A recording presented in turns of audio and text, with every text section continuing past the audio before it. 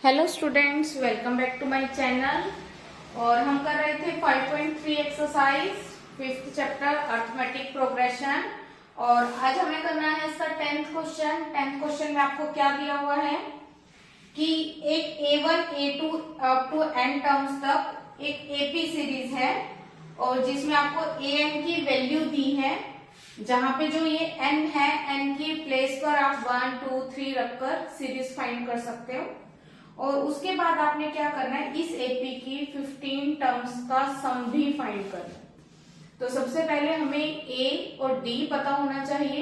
N आपको दिया हुआ है तो हम एस एन का फॉर्मूला लगा के सम फाइंड कर लेंगे। तो आपको जैसे ए एन दिया है तो एन के प्लेस पर हम क्या करेंगे, 1 2 3 2-3 वैल्यूज पुट करेंगे और जिससे फर्स्ट सेकंड थर्ड टर्म हमें फाइंड हो जाएगी।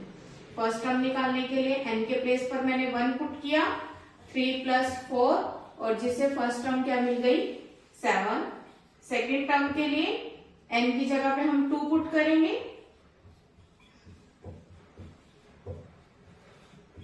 तो सेकेंड टर्म मिल गई 11। थर्ड टर्म के लिए n की जगह पे 3 पुट करेंगे, 4 3 = 12 और 3 50। तो ये थर्ड टर्म मिल गई, जिससे हमें a मिल गया। a फर्स्ट टर्म कितना है, 7। और d के लिए क्या करेंगे, सेकेंड टर्म में से फर्स्ट टर्म माइनस 11 - 7 माइनस करने पर d की वैल्यू क्या आ गई, 4। अब उसने क्या कहा था, इसकी 15 टर्म का सम फाइंड करना है।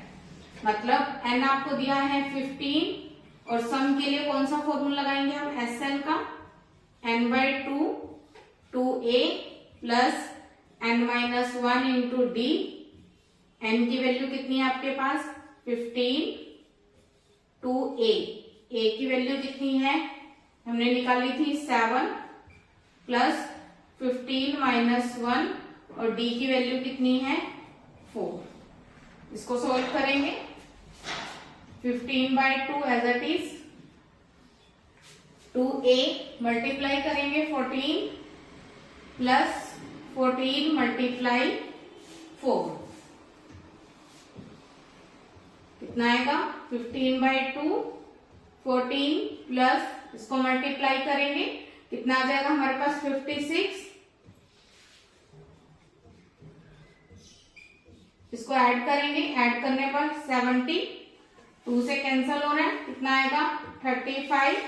और 35 को 15 से क्या कर देंगे, मल्टीप्लाई करें।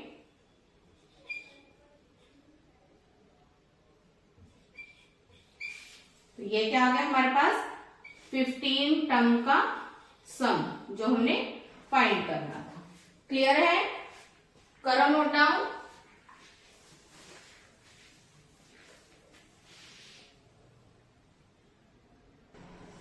इसी का सेकंड पार्ट है, इसमें भी आपको an की वैल्यू दे दी है और इसमें भी यही बोले कि आपको 15 टर्म का सम फाइंड करना है। तो first of all we have to find a1 और d। कैसे फाइंड करेंगे, n के प्लेस पर 1 2 3 वैल्यूज पुट कर देते हैं। आप आगे भी वैल्यूज पुट कर सकते हो पर हमें नीड नहीं है क्योंकि हमें सिर्फ फर्स्ट टर्म और कॉमन डिफरेंस चाहिए। तो n के प्लेस पर 1 पुट करेंगे, 9 - 5 × 1, 9 - 5 कितना आ जाएगा, 4।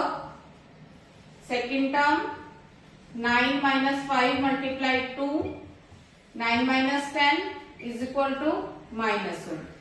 थर्ड टर्म 9 - 5 × 3, 5 3 = 15, माइनस करेंगे तो -6। इसके बाद आपने क्या करना है, a की वैल्यू आपके पास मिल गई 4।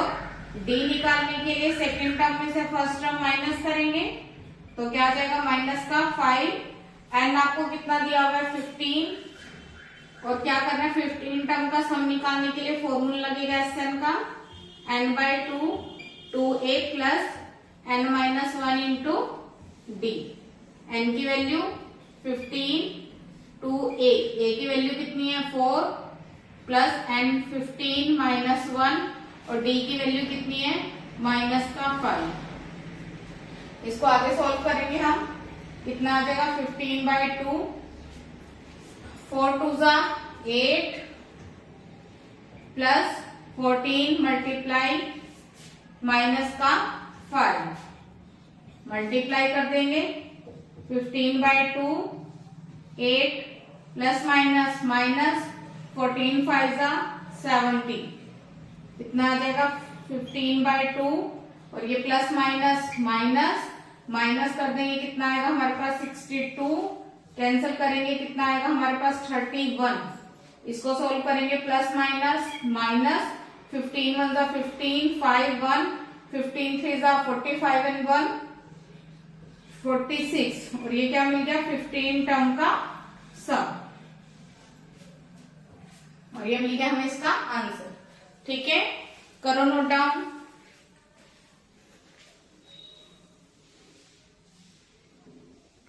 अब जो हमारे पास नेक्स्ट क्वेश्चन है 11th क्वेश्चन, इसको थोड़ा सा हमें ध्यान से समझना है, बाकी कुछ भी मुश्किल नहीं है, बहुत इजी क्वेश्चन है।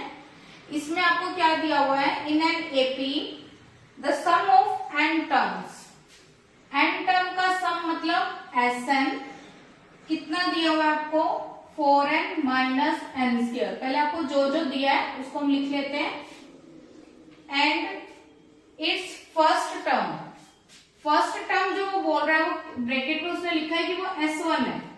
क्यों इसने ऐसा बोला, क्योंकि अगर आप इसमें 1 पुट कर देते हो तो किसी भी एक टर्म का सम कुछ भी नहीं होता, वही टर्म होती है। जैसे अगर मैं कहूं कि 2 का सम निकालो, 2 एक डिजिट है, उसका सम हम किसके साथ निकाले, उसके साथ कम से कम हमारे पास एक और टर्म होनी चाहिए ना। सिंगल टर्म का सम कुछ भी नहीं होता, वही इस टर्म होती है। तो अगर हम यहाँ पे 1 पुट करेंगे तो एक टर्म का मतलब तो वो खुद ही टर्म हुई, इसका मतलब वो किसके इक्वल होगी, फर्स्ट टर्म के।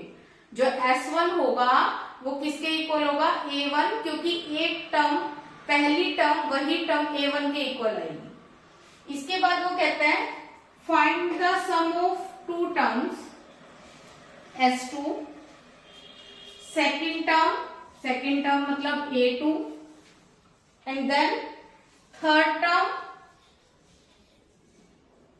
10th term and nth term. ये सारे टर्म्स आपने फाइंड करनी है। तो देखने में तो आपको लग रहा है कितना कुछ फाइंड करना है, पर ज्यादा हमें कुछ भी नहीं चाहिए, a मिल जाए, d मिल जाए और n पता हो। तो उसको निकालने का मैं मेथड आपको बता देती हूँ। सबसे पहले इसमें हम n के प्लेस पर पुट करेंगे 1, क्योंकि जो 1 पुट करेंगे वो S1 होगा और S1 ही क्या होगा, A1, क्योंकि एक टर्म का सम मतलब वो टर्म खुद होगी और जो क्या कहलाएगी, A1। n की जगह पे 1 पुट करेंगे, 4 माइनस 1 कितना आ गया हमारे पास 3। ये हमें A1 भी मिल गया, या इसको आप S1 भी कह सकते हो।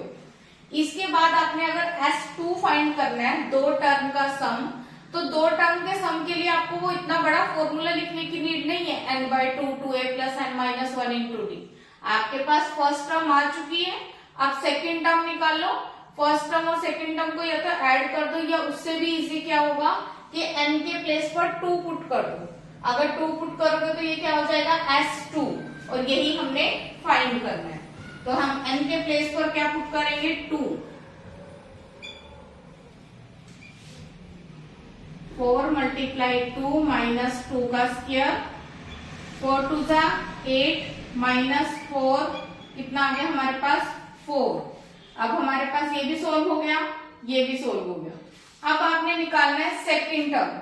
अब जो ये हमारे पास S2 है, S2 को हम क्या लिख सकते हैं, फर्स्ट टर्म और सेकेंड टर्म का सम वो किसके इक्वल होगा, S2, क्योंकि यहाँ पे इसका मतलब क्या है कि 2 टर्म का सम।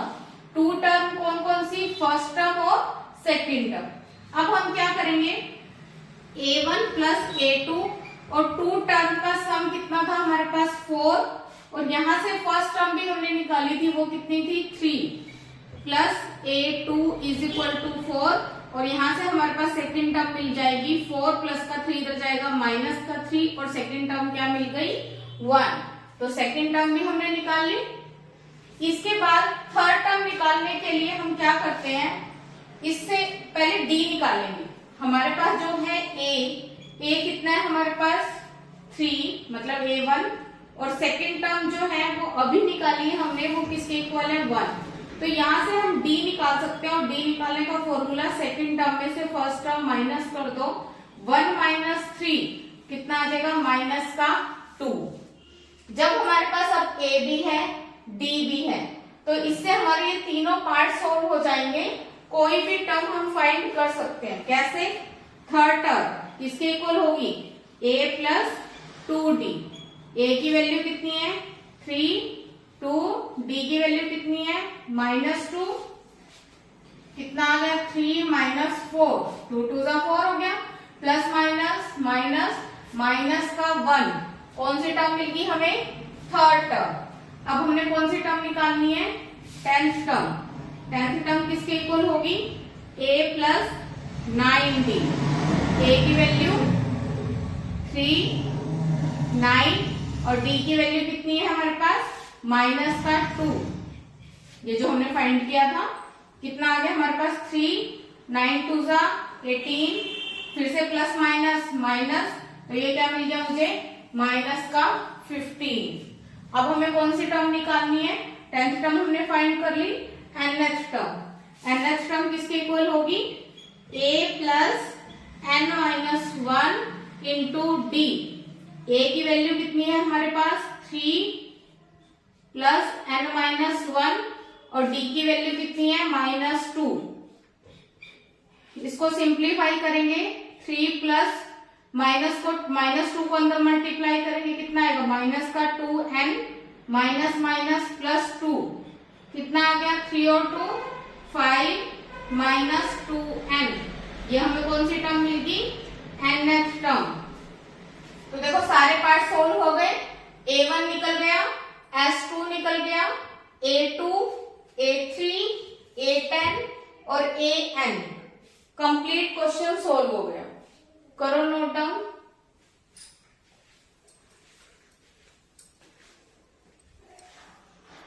Please like, share and subscribe. Thank you.